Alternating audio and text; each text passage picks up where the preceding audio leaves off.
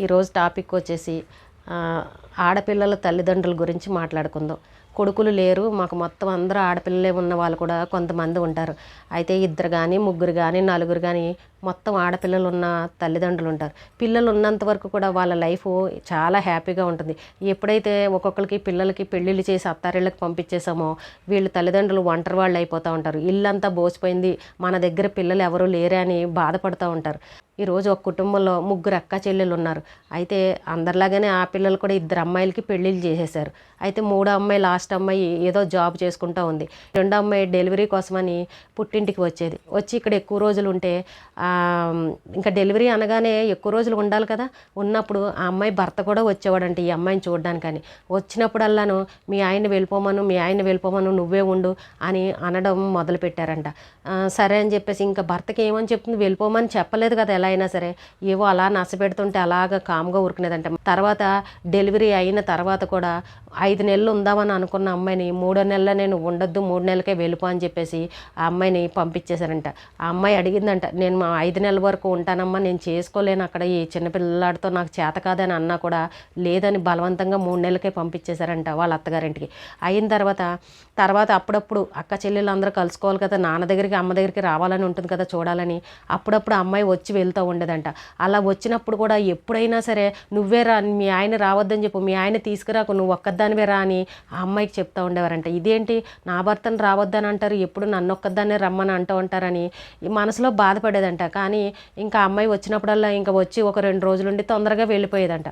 వెళ్ళిన తర్వాత కొద్ది రోజుల తర్వాత ఏమైంది, ఆ తండ్రి ఎవరైతే ఉన్నారో తండ్రి చనిపోయారు. తండ్రి చనిపోయిన తర్వాత అమ్మ ఒంటరి అయిపోయింది.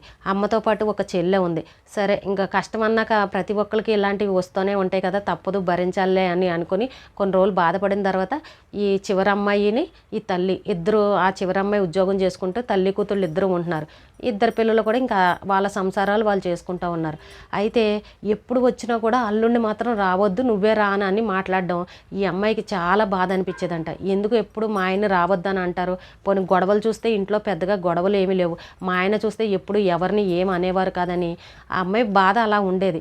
అయిన తర్వాత కొన్ని రోజులకి చెల్లెలు పెళ్లి కుదిరిన తర్వాత ఇంకా అందరు ఆడపిల్లలాగానే ఆ అమ్మాయికి కూడా పెళ్లి చేసి ఆ అమ్మాయిని అత్తవారింటికి పంపించారు.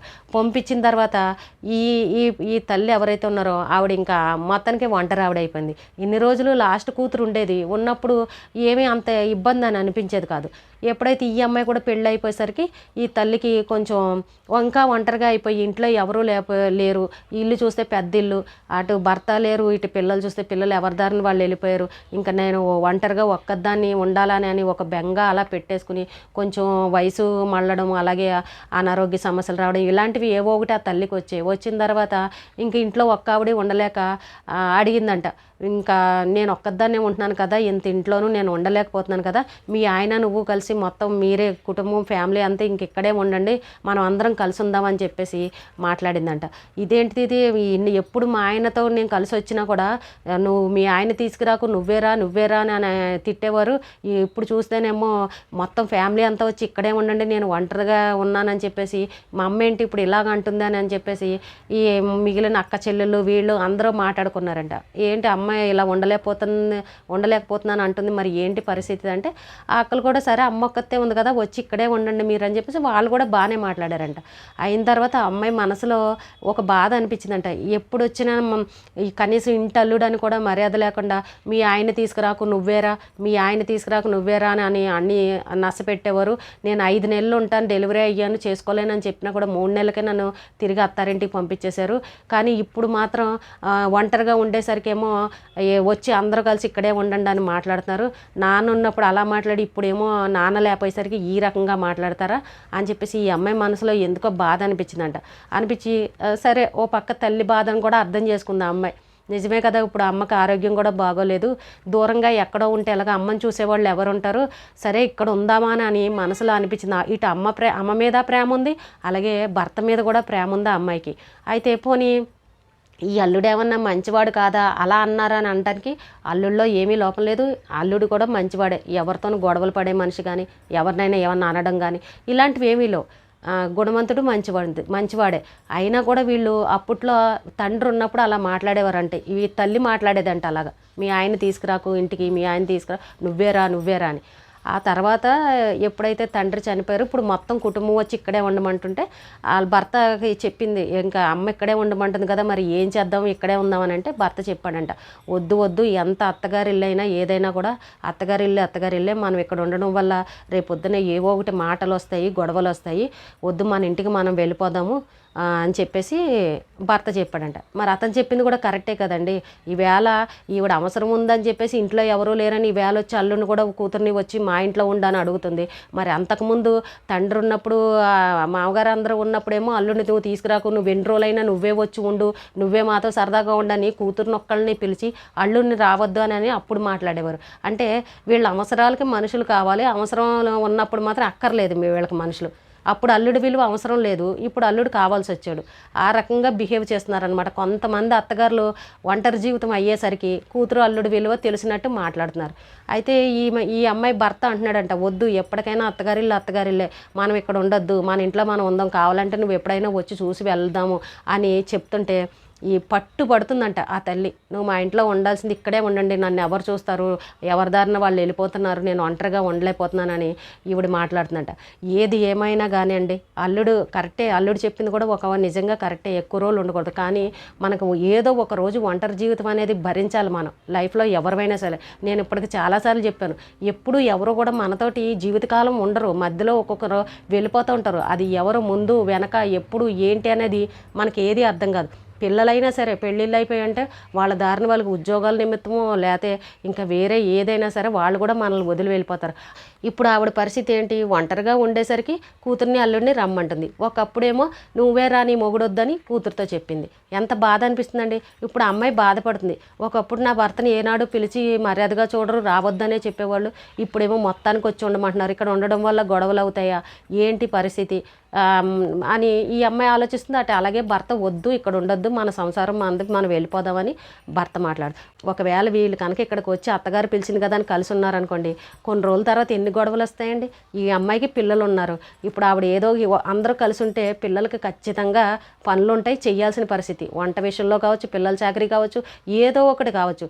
ఆవిడకి చూస్తే ఆరోగ్యం బాగోలేదు, ఈ పిల్లలకి చాకరీ చేస్తుంది అనుకో, రేపు ఎంత మాట వస్తుంది, అదిగో ఈ కూతురు పిల్లలకి అల్లుడికి వీళ్ళకి వాళ్ళకి వండి పెట్టలేక నేను చాకరీ చేస్తున్నాను, నా జీవితానికి సుఖం లేదు, నాకు రెస్ట్ లేదని మళ్ళీ ఇదే అత్తగారు మాట్లాడుతుంది. ఇప్పుడేమో రమ్మని పిలిచేది వీళ్ళే, ఒంటరిగా ఉన్నాను ఉండలేకపోతున్నానని, రేపు పొద్దున్న చాకరీ చేసి బాధపడి వాళ్ళని ఇష్టం వచ్చినట్టు మాట్లాడేది కూడా ఇదే అత్తగారు. మరి ఇలాంటి వాళ్ళకి ఏదో ఒక రోజు ఇలాంటి పరిస్థితి వస్తుంది అని ఒక్కసారి ఆలోచన ఉండాలి కదా. ఒకప్పుడేమో అల్లుడు నువ్వు రావద్దు అని చెప్పడం, ఇప్పుడేమో అవసరానికి మళ్ళీ అల్లుడిని వచ్చి నువ్వు ఇక్కడ ఉండు అని మాట్లాడతారు. ఇలాంటి వాళ్ళు కూడా కొంతమంది ఉంటారు. అయితే ఆ అమ్మాయి ఇలా అడిగినప్పుడు ఆ భర్త వద్దనే చెప్పాడంట, ఇక్కడ వద్దు మనం వెళ్ళిపోదామని. నేను కూడా అదే చెప్తాను, అస్సలు ఉండొద్దు. ఎందుకంటే ఒంటరి జీవితం ఎప్పుడొకప్పుడు అలవాటు చేసుకోవాల్సిందే. ఎప్పుడు మనం మన కూడా ఎవరో ఒకరు ఉంటారని ఎప్పుడు అనుకోవద్దు. ఎందుకంటే 3 ఆడపిల్లలు ఉన్నారు కాబట్టి అందరూ తలోసారి వచ్చి అమ్మని చూసుకుని వెళ్ళడమే, లేదు అని అంటే అందరూ తలో కొద్ది రోజులు ఆవిడనే వాళ్ళ ఇంటికి పిలుచుకుని చూసుకోవడమే, ఇలా చెయ్యాలి. కానీ మొత్తానికే ఇళ్ళరకం వాళ్ళలాగా అత్తగారింట్లోకి వచ్చి ఉన్నాడు అని అంటే అసలు ఏమన్నా విలువ ఉంటుందండి. అప్పుడు మాట్లాడేది కూడా ఇదే అత్తగారులు ఇష్టం వచ్చిన మాటలు మాట్లాడతారు. ఇగో వస్తున్నాడు, ఇగో ఇది మా ఇంట్లో పడి ఉంటున్నాడు, నేను చాకరీ చేయలేకపోతున్నాను, నేను వండి పెట్టలేకపోతున్నాను, ఇంకొకటి కాదు ఏవో ఒకటి వస్తూనే ఉంటాయి. అలాగే మిగిలిన పిల్లలు ఉన్నారు, ఇంకో 2 ఉన్నారు, వాళ్ళు ఏదో ఒక మాట అంటూ ఉంటారు, అగో మా అమ్మ దగ్గర పడి మా అమ్మని ఈ రకంగా సాధిస్తున్నారు, మా అమ్మని ఈ రకంగా చేస్తున్నారు, మా ఇంట్లో ఉన్నారని ఆ పిల్లలు కూడా మాట్లాడే పరిస్థితి వస్తుంది. ఏదైనా కానీ ఎవరి ఇళ్లలో వాళ్ళు ఉండడమే మంచిది, ఎవరి పనులు వాళ్ళు చేసుకోవడమే మంచిది. కష్టం వచ్చినప్పుడు ఒకలాగా, మనం హ్యాపీగా ఉన్నప్పుడు ఒకలాగా, ఇలాగ ఎప్పుడు కూడా ప్రవర్తించకూడదు. ఈవిడ చూసారా, ఒకప్పుడు అల్లుడంటే విలువ లేకుండా నీ మొగుడిని తీసుకురాకని మాట్లాడేది, ఈ వేళేమో వాళ్ళ భర్త చనిపోయేసరికి మళ్ళీ అల్లుడిని వచ్చి ఇక్కడ ఉండమంటుంది. అది ఎంతవరకు కరెక్ట్ అండి. అల్లుడికి కూడా ఇష్టం లేదు, వద్దు మన సంసారం మనం చూసుకుందాం నడు పదా అని అంటున్నాడు. చూసారా ఏం చేయాలనేది ఇప్పుడు ఈ అమ్మాయికి అర్థం కావట్లా. ఇటు అమ్మ నాకు ఎక్కువే, అటు నా భర్త ఎక్కువే, అమ్మ బాధపడుతుంటే నేను చూడలేకపోతున్నాను, మా చెల్లి పెళ్లి చేసుకుని వెళ్ళిపోయిన తర్వాత మా అమ్మ పరిస్థితి ఈ రకంగా అయిపోయింది, మా నాన్న చనిపోయిన తర్వాత ఇప్పుడు నేను అమ్మ దగ్గర ఉండాలా లేకపోతే నేను నా భర్త దగ్గరికి వెళ్ళాలా అని అడుగుతుంది ఆ అమ్మాయి. నేనైతే భర్త దగ్గరికే వెళ్ళమని అంటాను నేనైతే. ఎందుకనంటే ఉన్న దగ్గర నుంచి గొడవలు ఎక్కువ అవుతాయి. ప్రశాంతంగా ఆవిడ లైఫ్ ఆవిడ ఒంటరిగా అయినా సరే ఒక 4 రోజులు ఉంటే అలవాటు అయిపోతుంది. బంధువులు చుట్టాలు ఎవరో ఒకరితో ఫ్రెండ్స్తో మాట్లాడుతుంటే కాలక్షేపం అయిపోతుంది. పిల్లలతో మాట్లాడుతుంటే అయిపోతుంది టైం అంతా. ఇంకా ఆ మాత్రం దానికి వీళ్ళని తెచ్చి మొత్తం సంసారం తెచ్చి వీళ్ళింట్లో పెట్టుకోవడం ఎందుకు, గొడవలు పడడం ఎందుకు? తర్వాత భర్తకు కూడా ఎలాగ ఇష్టం లేదు, నేను వద్దు ఇక్కడ ఉండనని చెప్పేస్తున్నాడు. అంటే ఇలాంటి వాళ్ళు కూడా ఉంటారు. ఆడపిల్లలు ఉన్న తల్లిదండ్రుల్లో ఇలాగే ఒక్కో కుటుంబంలో ఇలాంటి సమస్యలు వస్తూ ఉంటాయి. అలాంటప్పుడు ఏం చేయాలన్న ఆలోచన కూడా బుర్రకి తట్టదు ఒక్కోసారి. ఈ ఆడపిల్లలకేమో తల్లి మీద విపరీతమైన ప్రేమ ఉంటుంది. ఏ పిల్లలకైనా అంతే. అయ్యో ఇన్ని రోజులు నాన్న ఉన్నారు ఇప్పుడు లేరు, అమ్మ పరిస్థితి ఏంటని ఏ ఆడపిల్లకైనా బెంగ అనేది ఉంటుంది. కానీ అటు భర్త సంసారం, ఆ అత్తగారి సంసారం వదులుకుని వాళ్ళు వచ్చి ఉండాలంటే చాలా ఇబ్బందులు ఉంటాయి. లేదు సరే మాకెవరూ లేరు, మేము ఇద్దరమే కదా, పోనీ వచ్చి ఒకవేళ అమ్మ దగ్గరే ఉండి అమ్మని చూసుకుందామని అంటే ఇక్కడికి వచ్చిన తర్వాత చివరికి ఏవో ఒక మాటలు వస్తాయి. అడ్జస్ట్ అయ్యేవాళ్ళు అయితే పర్లేదు, కానీ లాస్ట్కి ఏదో ఒకసారి ఎక్కడో ఒక విషయంలో ఏదో ఒక విషయంలో కానీ చాకరీ విషయం అంటే పని విషయంలో కావచ్చు, డబ్బుల విషయంలో కావచ్చు, ఆస్తుల విషయాల్లో కావచ్చు, ఇంకా ఏదైనా సరే అలాంటి చోట్ల మాటలు పడాల్సిన పరిస్థితి వస్తుంది ఎప్పుడైనా సరే. అలాంటప్పుడు బాధ అనిపిస్తుంది. వాళ్ళని వీళ్ళన్నా బాధే, వీళ్ళని వాళ్ళన్నా బాధే. అలాంటప్పుడు ఎవరి లైఫ్ వాళ్ళు హ్యాపీగా ఒంటరిగా ఉన్నా కూడా అలవాటు చేసుకుని బతకడమే బెటర్ ఈ రోజుల్లో అయితే.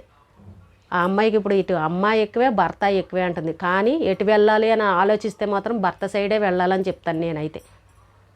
ఉన్న దగ్గర నుంచి గొడవలు వస్తాయి. అలాగే మిగిలిన అక్క చెల్లెల దగ్గర నుంచి కూడా ఏదో ఒక మాట రావచ్చు. ఒంటరితనం అంటే ఇప్పుడు అందరికీ ఉన్న సమస్య ఇది, ఒక్కళ్ళకే కాదు. అలవాటు చేసుకోవాలి మనం. ఎప్పుడు పిల్లలు మనతోనే ఉంటారని ఎప్పుడూ అనుకోవద్దు. అంటే ఒక్కొక్క కుటుంబంలో ఇలాంటివి కూడా ఉంటాయన్నమాట ఆడపిల్లలు ఉన్న విషయంలో. అందుకే నేను కూడా ఒక వీడియో ఇలాంటివి చేస్తే ఎవరికన్నా ఇలాంటి సమస్య ఉన్నా ఏది డిసైడ్ చేసుకోవాలనే డైలమాలో కూడా ఉంటారు ఒక్కొక్కసారి అర్థం కాకుండా. అందువల్ల నేను ఈ విషయాన్ని మీకు చెప్తున్నాను అనమాట. ఈ రోజుకి ఇదేనండి. రేపు మళ్ళీ ఒక మంచి విషయంతో మళ్ళీ కలుద్దాం.